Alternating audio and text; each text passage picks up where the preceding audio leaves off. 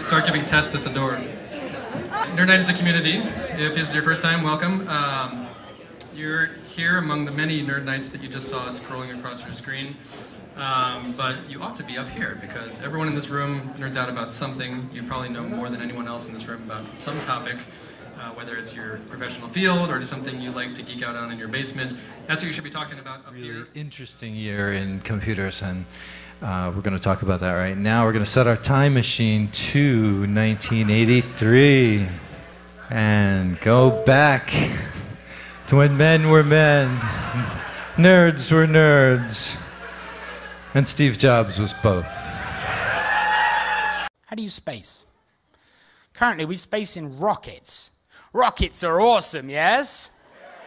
No. Rockets are terrible, my God. Your average rocket weighs about 1,000 tons. 10 to 50 tons of that are actually useful. They're cargo, right? That's 1 to 3%. Okay, how many people would be okay with reverse engineering a chicken into a dinosaur? Trick question, chickens are already dinosaurs. However, if you know something about the myth of the centaur, it actually becomes even funnier.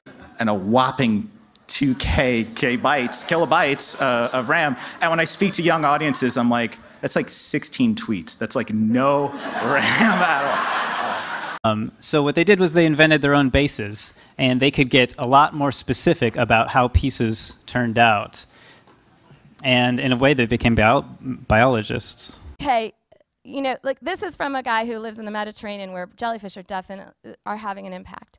And his name is Fernando Barrero, and he's actually hilarious. He was like really good friends with Frank Zappa, and Frank Zappa wrote a jellyfish song about him.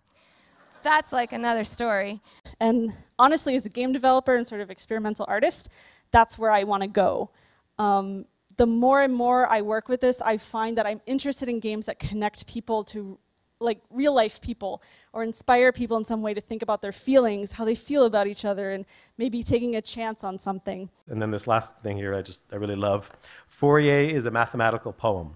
So, you know, people get scared of math. They think it's, you know, boring, it's just crunching numbers. Math is about patterns and coming up with metaphors and analogies, and that's what poetry is. So math and poetry are actually very connected. So I really like the fact that Lord Kelvin said that.